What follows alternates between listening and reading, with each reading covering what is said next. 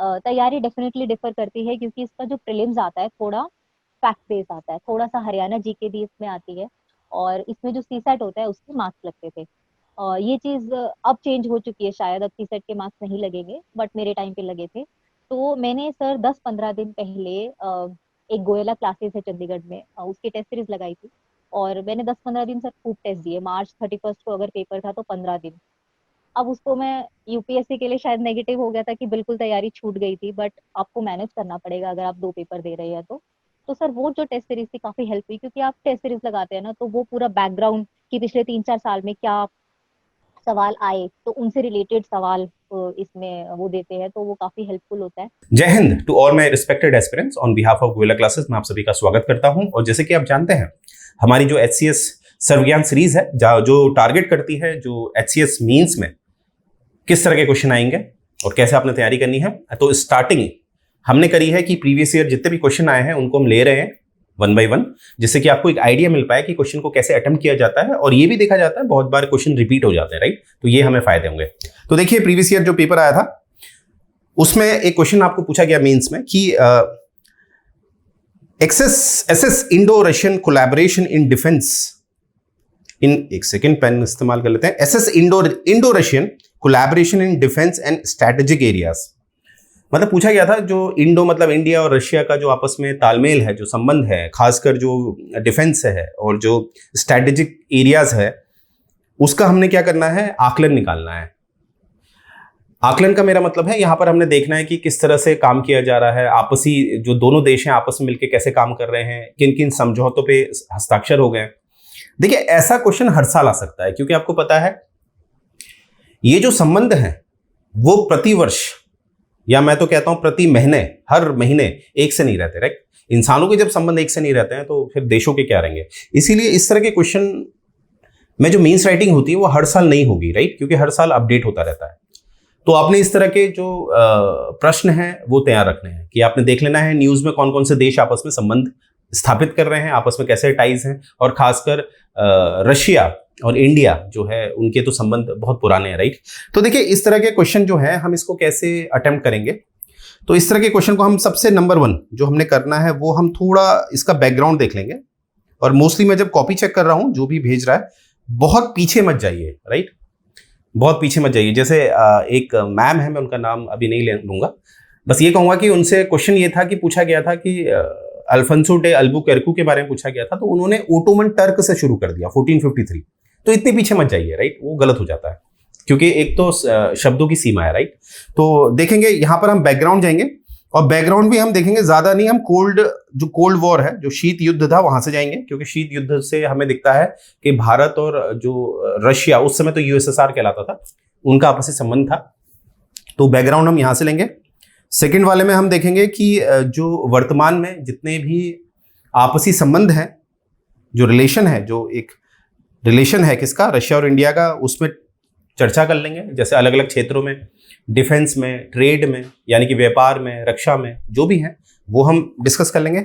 और तीसरा होता है अति महत्वपूर्ण, अति महत्वपूर्ण, वेरी इंपॉर्टेंट। उसमें हम देखेंगे कि भारत के आधार पर, क्योंकि हमें भारत में मीन्स राइटिंग करनी है, तो हमने भारत का फायदा देखना है। तो भारत के आधार पर हमने ये देखना है, ये बताना है मीन्स राइटिंग में कि हमें रशिया से क्यों संबंध बना के रखने चाहिए, ठीक है। तो यहां पर हमने क्या रखना है, भारत को आधार। तो ये 3 पैमानों में ये आपका क्वेश्चन अटेम्प्ट हो जाएगा। पहला थोड़ा बैकग्राउंड, दूसरा रिलेशन जो चल रहा है वर्तमान में, और तीसरा भारत का आधार, राइट। यहां पर सब एक से हो सकते हैं, पहले वाले पॉइंट में सबकी राइटिंग एक से हो जाती है, क्योंकि बैकग्राउंड को तो चेंज नहीं कर सकते ना। अगर द्वितीय विश्व युद्ध 1939 से 1945 तक चला है तो चला है, वो तो सब एक से लिखेंगे। जैसे ये जो रिलेशन है, जो बीच का है, जिसमें हम संबंध बताएंगे, उसमें देखा जाएगा वर्तमान में कितने कनेक्टेड है, जो भी न्यूज में चल रहा है कितने कनेक्टेड है, राइट।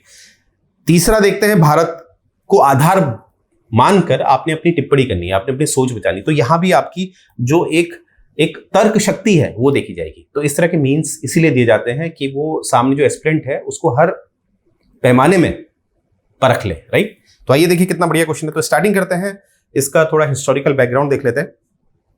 देखिए, इंडिया और रशिया के जो रिलेशन है, जो इनके संबंध हैं, वो होने को तो कोल्ड वॉर से हैं, वो नेक्स्ट स्लाइड में आएगा, कोल्ड वॉर मतलब शीत युद्ध, परंतु इसको ऑफिशियली इन्होंने अक्टूबर 2000 में इसमें हस्ताक्षर करे, यानी कि ऑफिशियली अच्छी तरह जो होता है ना हस्ताक्षर कर देना, ओपनली बता देना, ये कब करे इन्होंने 2000 में, राइट।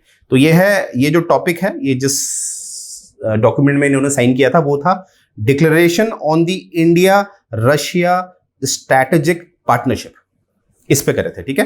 तो ये बात याद रखेंगे। अब देखिए यहाँ पर हिंदी मीडियम वाले कहते हैं कि सर क्या मुझे ये जो ये डिक्लेरेशन हुआ था, जो साइन हुए थे, ऑब्वियसली बात है ये इंग्लिश वाले डॉक्यूमेंट में साइन हुए हैं, तो क्या हिंदी में मैं क्या लिखूं इसको परिभाषित, मतलब इसको हिंदी में इसको परिवर्तन करके लिखूं, या मैं हिंदी में सीधे यही लिख सकता हूं? बिल्कुल आप हिंदी में यही लिख सकते हैं। और मैंने हमेशा कहा है जब कोई भी शब्द होता है, जैसे मान लीजिए वो फ्रांस का शब्द है, आप उसे हिंदी में लिखते हैं तो उसकी जो भाषा है, उसकी जो स्पेलिंग है, अगर थोड़ी बहुत गलत होती है तो आपके मार्क्स नहीं कटते हैं।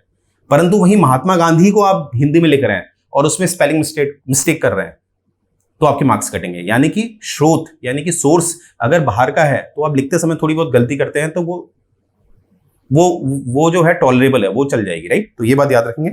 तो यहां से ये हमने देखा, और इसके बाद जब ये हस्ताक्षर हो गए इस डॉक्यूमेंट में तो एक बाइलेटरल रिलेशनशिप बन गई। बाइलेटरल और मल्टीलेटरल ये दो होते हैं। बाइलेटरल मतलब होता है दो लोगों के मध्य, यहां पर तीसरा व्यक्ति नहीं होगा। जो शादी होती है वो हमेशा बाइलेटरल होती है, राइट। आजकल तो वैसे एक व्यक्ति 3-4 शादी कर ले रहा है, राइट, वो छोड़िए। बाइलेटरल जो होता है वो दो लोगों के मध्य होता है। तो ये जो हस्ताक्षर हुए हैं इसमें केवल 2 देश हैं, भारत और रूस। वैसे ही मल्टीलेटरल होता है जिसमें 2 से ज्यादा देश होते हैं, तो ये बाइलेटरल है, ये बात याद रखेंगे। और इसमें ये जो दोनों मिलकर काम करेंगे वो किन किन क्षेत्रों में करेंगे, वो है राजनीतिक पॉलिटिकल, सिक्योरिटी सुरक्षा की बातें, डिफेंस रक्षा, ट्रेड व्यापार, इकोनॉमी जो आपकी आर्थिक अर्थव्यवस्थाएं होती हैं उस पे, राइट, साइंस विज्ञान टेक्नोलॉजी तकनीक, कल्चर संस्कृति। तो यानी कुछ छूटा ही नहीं है, राइट, कुछ छूटा ही नहीं है। यानी कि रूस और भारत हर क्षेत्र में मिलकर काम करेगा, हम ये कह सकते हैं, राइट। आगे बढ़ते हैं नेक्स्ट। अब देखिए वही मैंने कहा था कि जो शीत युद्ध हुआ था के दौरान इंडिया और सोवियत, क्योंकि उस समय तो यूएसएसआर था ना, यूएसएसआर का जो विघटन हुआ वो 1991 से हो चुका था, वो 1990 में हो चुका था। तो 1991 में एग्जीक्यूट हो गया था, लागू हो गया था, तो रशिया वहां से बाहर आ गया, राइट। और ये जो विघटन हुआ था इसके लिए मैं अलग वीडियो बनाऊंगा, क्योंकि ये भी एक संघवाद का ढांचा था, संघवाद का ढांचा था, परंतु ये संघवाद होते हुए भी अलग हो गया। वो कैसे हुआ, क्यों हुआ, उसके लिए अलग वीडियो बनाएंगे बढ़िया सा, राइट। तो यहां पर आप देखेंगे कोल्ड वॉर के समय से इनके बीच एक मजबूत संबंध थे, चाहे वो मिलिट्री के आधार पे हो, चाहे इकोनॉमिक हो, चाहे वो डिप्लोमेटिक रिलेशन। डिप्लोमेटिक रिलेशन का मतलब होता है जिसमें हम एक संबंध बनाते हैं जिसमें एक दूसरे का फायदा देख के संबंध बनाए जाते हैं। ऐसा नहीं कि एक देश अपना फायदा ही फायदा देखेगा तब संबंध बनाएगा, नहीं। डिप्लोमेटिक रिलेशन का मतलब होता है दोनों देश का फायदा भी हो और थोड़ा बहुत नुकसान भी हो रहा तो चल रहा है, तो आपस में डिप्लोमेटिक, राइट। तो ये बात याद रखेंगे। तो आगे देखेंगे जो हमारा जो नेक्स्ट स्लाइड है उसे हम देखेंगे कि जो हम बताएंगे कि जैसे कि वर्तमान में क्या देखा जा रहा है कि कहीं ना कहीं जो ये रिलेशन इतने मजबूत हैं, जो शीत युद्ध यानी कि कोल्ड वॉर से चलते हुए आ रहे हैं, अब वर्तमान में थोड़ा देखा जा रहा है कि थोड़े कम हो रहे हैं। क्यों? क्योंकि रशिया का जो क्लोज रिलेशन हो रहा है चाइना और पाकिस्तान के साथ। अब आपको पता ही है जो पाकिस्तान है उससे तो भारत का बहुत बड़ा प्रेम है, मजाक कर रहा हूं, मतलब आपको पता ही है, अब इसमें कहने की बात ही नहीं है। दूसरा है आपका China. China one road one belt, one road one belt वाला आप जानते हैं, कहीं ना कहीं वो दिख रहा है कि भारत को चारों तरफ से घेर रहा है, राइट।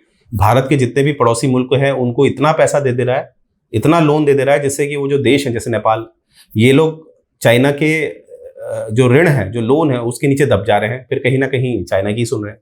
तो आपको पता ही है दोनों देश भारत के लिए क्या क्या मायने रखते हैं, कौन? पाकिस्तान और चाइना। अब दिक्कत क्या हो रही है कि रशिया का ज्यादा तालमेल देखा जा रहा है पाकिस्तान और चाइना के साथ, तो इस वजह से कहीं ना कहीं संबंधों में थोड़ी जो खटास है वो देखी जा रही है, राइट। आइए शुरू करते हैं। अब ये देख लेते हैं कि अलग अलग जो मैंने कहा था, सेकंड पॉइंट हमारा क्या होगा। पहला हिस्टोरिकल बैकग्राउंड हमने देख लिया कि शीत युद्ध से हमने देखा, और ये भी देखा 2000 में तो बिल्कुल ऑफिशियली साइन कर दिया है। फिर ये भी देखा कहीं ना कहीं वर्तमान में दिख रहा है कि चाइना और पाकिस्तान की वजह से संबंध थोड़े कम हो रहे हैं। अब हम जो दूसरा पैटर्न है हमारा वो है कि जो रिलेशन है जो अभी वर्तमान में चल रहे हैं, अब वर्तमान का मेरा तात्पर्य है कि मैं 2015-16 का डेटा भी ले सकता हूँ, ठीक है। ऐसा नहीं कि अगर आप 2023 में लिख रहे हैं तो 2023 का डेटा लेना है, नहीं। अब थोड़ा, क्योंकि कुछ डेटा आने में टाइम लगता है ना, एग्जैक्टली पता बाद में चलता है, जैसे इंडेक्स होते हैं ना वैसे ही। तो 2015-16 का डेटा देख लेते हैं। तो पहले राजनीतिक स्तर पे देख लेते हैं। तो देखिए, एक एनुअल समिट होती है। एनुअल समिट मतलब सालाना एक बैठक की जाती है। समिट का मतलब होता है जिसे हम ऑफिशियल बैठक कहते हैं, ऑफिशियल औपचारिक बैठक जो होती है उसे कहते हैं, जो हर साल होती है। इसमें एक दोनों ही देशों के जो प्रमुख हैं, जो रियल हेड है, रियल हेड कह रहा हूं मैं, रियल हेड, नॉमिनल हेड नहीं कह रहा हूं, रियल हेड जो है वो बैठक करते हैं। अब आपको पता होगा भारत की तरफ से रियल हेड कौन होंगे, प्रधानमंत्री होंगे। और यहां तो आपको पता ही है सारी पावर प्रेसिडेंट के पास है, रशिया के पास, ठीक है। तो यहां पर व्लादिमीर पुतिन जो है बैठक होती है। और यहां पर एक हाईएस्ट इंस्टीट्यूशनलाइज्ड डायलॉग मैकेनिज्म, इसका क्या मतलब होता है? इसका मतलब होता है इसमें उच्च कोटि की बातें होती हैं, मतलब जो हाईएस्ट जो पॉलिसी मेकिंग होती है वो बातें होती हैं इसमें, राइट। तो ये बैठक जो हर साल होती है भारत और रशिया के बीच, ये इसलिए इंपॉर्टेंट है, ठीक है। तो ये बात याद रखेंगे। और इसमें ज्यादातर राजनीतिक यानी कि पॉलिसी मेकिंग की बातें होती हैं, ठीक है, नीतियों की बातें होती हैं। नेक्स्ट, इसी में देखेंगे कि देखिए कहीं पर आपको दिखेगा कि जो रशिया का सबसे सर्वोच्च जो एक अवार्ड है जिसे कहते हैं the order of saint Andrew the apostle, ये आपको दिख रहा होगा, ये वाला।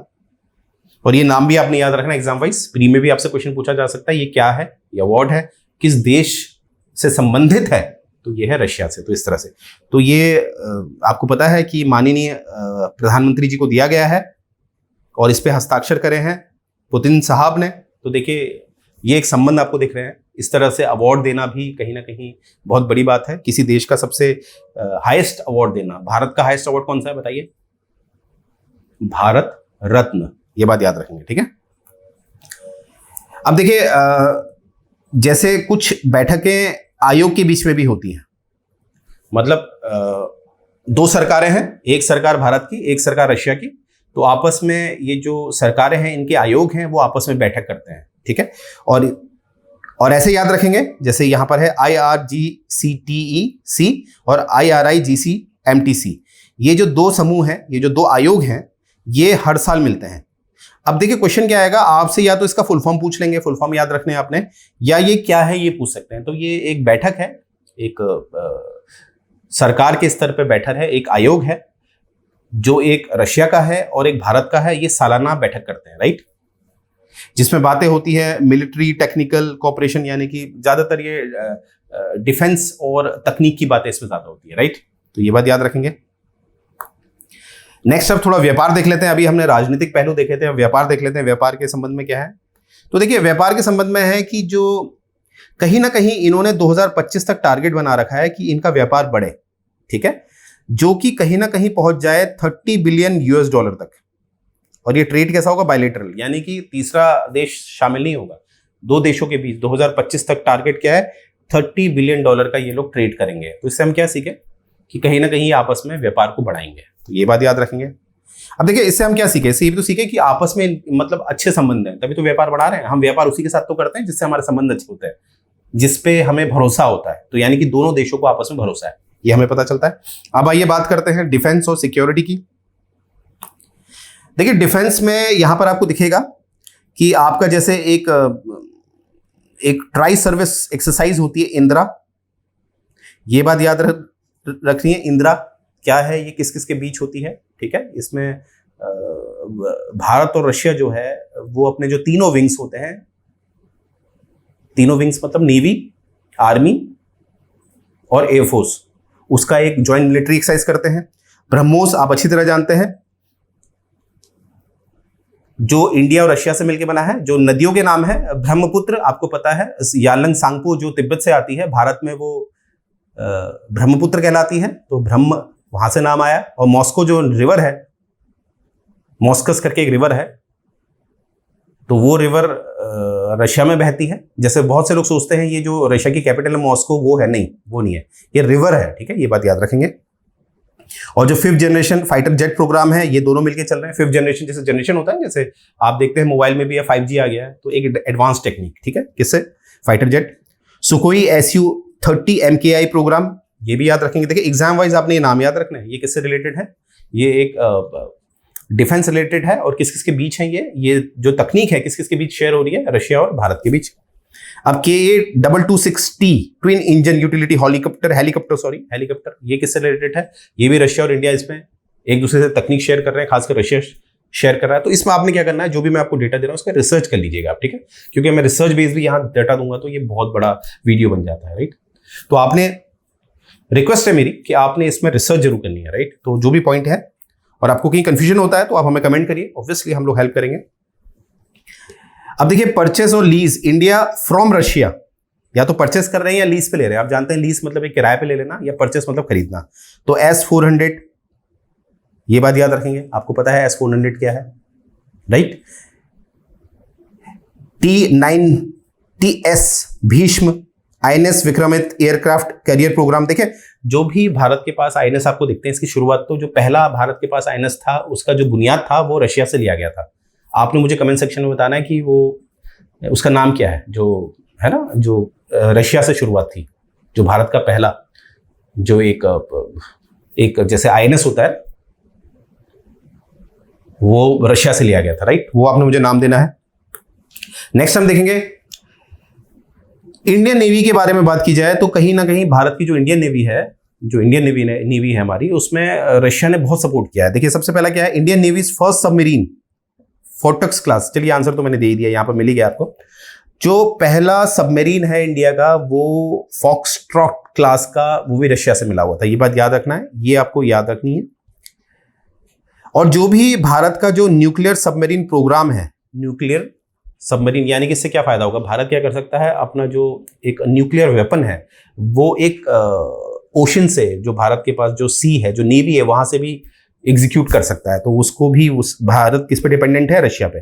और INS विक्रमादित्य जो एक सोल एयरक्राफ्ट कैरियर है, ये कहीं ना कहीं भी इसका जो ओरिजिन है वो रशिया से है, जो इंडिया से ऑपरेट करता है INS विक्रमादित्य को, इसका जो सोर्स है, ठीक है, वो है रशिया से। देखिए इसको कैसे आप समझेंगे, जैसे क्या होता है कि हमने रशिया से कोई INS लिया, राइट, अब वो बहुत पुराना हो गया, उसको हमने डिकमीशन कर दिया, पर उसी के आधार लेकर भारत मेक इन इंडिया में वही प्रोग्राम बना देता है, उसका एक नया वर्जन बना देता है, पर जो आधार है, जो उसका सोर्स है, वो तो रशिया से लिया है ना। तो देखिए यहां पर हमने ये मेंशन करना होता है, राइट।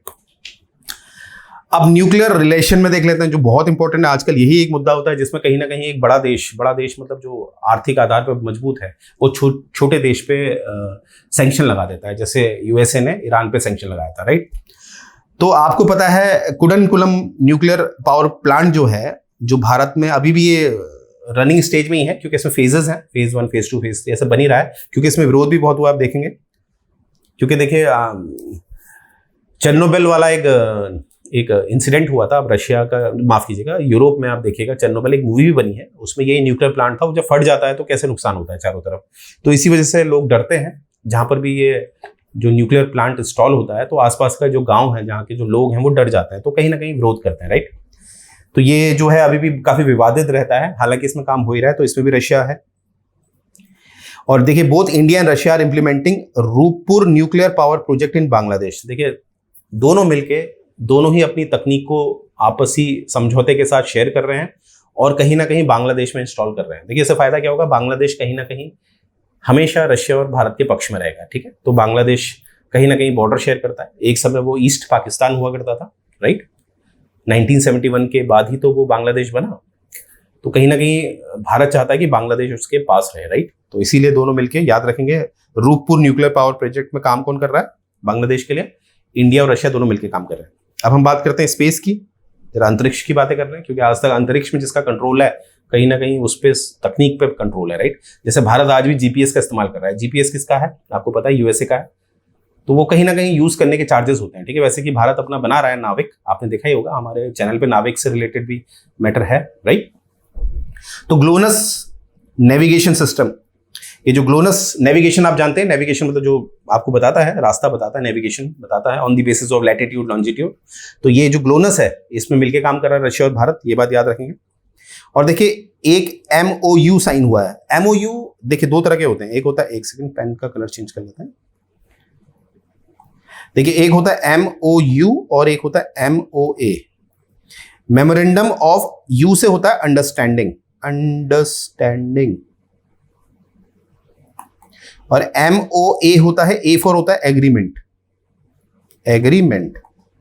देखो MOU क्या होता है, MOU जब दो देश हस्ताक्षर कर लेते हैं तो वहां पर जरूरी नहीं होता है कि उनकी संसद में इससे संबंधित जो विधेयक है उसको लाके पारित किया जाए, वो इंपॉर्टेंट नहीं होता है। MOU अंडरस्टैंडिंग सिर्फ एक समझ के अनुसार दो देश इसमें समझौता कर लेते हैं, यानी कि कभी भी कोई देश उसमें से बाहर जाना चाहता है उस समझौते से तो जा सकता है, ऐसा कुछ नहीं होता है। MOU जब अच्छा काम करता है, जब लगता है सब कुछ सही है, तो MOA साइन हो जाता है, एग्रीमेंट हो जाता है। तो एग्रीमेंट तो इसको तो आपकी पार्लियामेंट से रेक्टिफाई कराना पड़ता है, रेक्टिफाई मतलब इसको एक ऑफिशियल तौर पे पास कराना पड़ता है, और इससे अगर कोई देश बाहर जाएगा तो उसे पेनल्टी देनी पड़ेगी, एक तरह का एग्रीमेंट होता है, ठीक है, ये बात याद रखेंगे।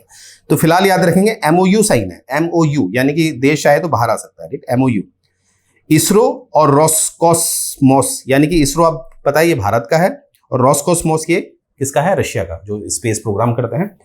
ये दोनों मिलकर काम कर रहे हैं किसमें, ह्यूमन स्पेस फ्लाइट प्रोग्राम में। यानी कि आप एक फ्लाइट से कहाँ जाते हैं, मुंबई से दिल्ली जाते हैं, दिल्ली से कहीं भी जाते हैं, किसी और विदेश में जाते हैं, पर आपको ऐसी फ्लाइट अब मिलेगी जिससे आप अंतरिक्ष जा सकते हैं, है ना। उन्होंने कहा चलिए भैया मून पे चलते हैं, चलिए, राइट।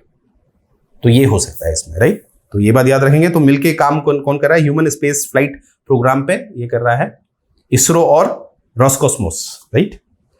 तो इस तरह से आपने देखे होंगे कि काफी काम किए जा रहे हैं। अब कल्चरल रिलेशन आप देखिए, कुछ रशियन लड़कियां हैं, ये वेशभूषा से आपको क्या लग रहा है, इन्होंने कौन सा अटायर पहना है, कौन सी वेशभूषा पहनी है, ऑब्वियस सी बात है भारत की, राइट। तो कल्चर देखिए, इतने ये लोग इंस्पायर हैं भारत के कल्चर से। तो इसमें क्या है, about 20 Russian institutions including leading universities and school regularly teach Hindi to about 1500 Russian student. यानी कि देखिए 20 रशियन इंस्टीट्यूशंस बनाए जा रहे हैं भारत में, लगभग, अबाउट ऊपर नीचे हो सकता है, डोंट वरी, इसलिए अबाउट रखा है।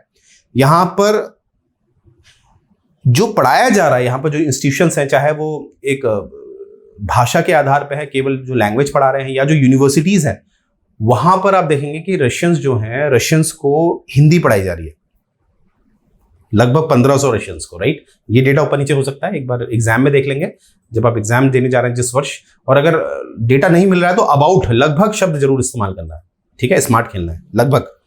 तो ये बात याद रखेंगे, संस्कृति का महत्व देखिए। अब नेक्स्ट हम देखेंगे कि अब पहला हिस्टोरिकल हमने देख लिया, शीत युद्ध से चल रहा है। दूसरा मैंने आपको डिफेंस में, ट्रेड में, ये जितने भी मुद्दे थे उसमें मैंने बता दिया आपस इनका क्या चल रहा है, ठीक है, इवन कल्चरल में, सांस्कृतिक तौर पर। अब हम देखेंगे जो थर्ड पॉइंट था हमारा, कि भारत ने क्यों रशिया से संबंध बना के चलने चाहिए, ठीक है। तो what is significance of Russia for India, मतलब ये जो रशिया है, रूस जो है, उसका क्या महत्व है भारत के लिए। तो सबसे पहले है बैलेंसिंग चाइना के लिए, क्योंकि देखो चाइना भी ऐसा नहीं है अपने में, चाइना अगर आप उसका GDP देखोगे या उसकी जो आर्मी का स्ट्रक्चर साइज देखोगे तो आपको दिखेगा वो काफी बड़ा है भाई, उसको ऐसे नहीं हराया जा सकता। तो जब दुश्मन बहुत शक्तिशाली होता है तो कोशिश करिए कि किसी ऐसे देश से मिल जाइए, उससे ऐसी दोस्ती कर लीजिए कि कहीं ना कहीं अगर चाइना कल कुछ गलत करता है तो कहीं ना कहीं रशिया का सपोर्ट आपको रहेगा, राइट। तो इसीलिए बैलेंसिंग चाइना, ये बात याद रखेंगे। अब जैसे गलवान वैली, जो गलवान घाटी का एक विवाद हुआ था भारत और चाइना के बीच, तो उसमें मध्यस्थता करी थी, मीडिएटर बना था कौन, रशिया, जिससे कि सॉल्व हो जाए, इसीलिए चाइना थोड़ा दबाव में आ गया था, राइट। तो इंपॉर्टेंट क्या है, बैलेंसिंग चाइना, ठीक है। कम्बेटिंग टेररिज्म, देखिए आपको पता है हर देश कहीं ना कहीं एक मुद्दे से बहुत परेशान है, वो है आतंकवाद, टेररिज्म, ठीक है। तो इंडिया और रशिया जो है ये आपस में इन्होंने बहुत सारे प्रोग्राम चलाए हैं, जैसे अफगानिस्तान में आपको पता है कि क्या वहाँ की स्थिति है, आप अच्छी तरह जानते हैं। तो वहां पर उसको जो टेररिज्म है, आतंकवाद को खत्म करने के लिए दोनों मिलकर काम कर रहे हैं, ठीक है। तो यहां पर आप प्रोग्राम देखेंगे, comprehensive convention of international terrorism, ये एक कन्वेंशन, एक मतलब यहां पर ये लोग बैठक करते हैं इस प्रोग्राम के तहत। प्रोग्राम का नाम याद रखेंगे, comprehensive convention of international terrorism. यहाँ पर ये लोग मिलते हैं और जो इनका मेन मुद्दा होता है वो आतंकवाद, तो उस पर चर्चाएं होती हैं और एक सॉल्यूशन निकाला जाता है, ठीक है। तो आप देख रहे होंगे बहुत पुराना है, देखिए जवाहरलाल नेहरू जी और जो रशिया के, जो इनका नाम थोड़ा मैं मिस कर रहा हूँ, तो ये मिलके तब से ये कन्वेंशन, जो ये प्रथा है, तब से चलती हुई आ रही है और आज भी चल रही है, ठीक है। कन्वेंशन मतलब क्या होता है, प्रथा।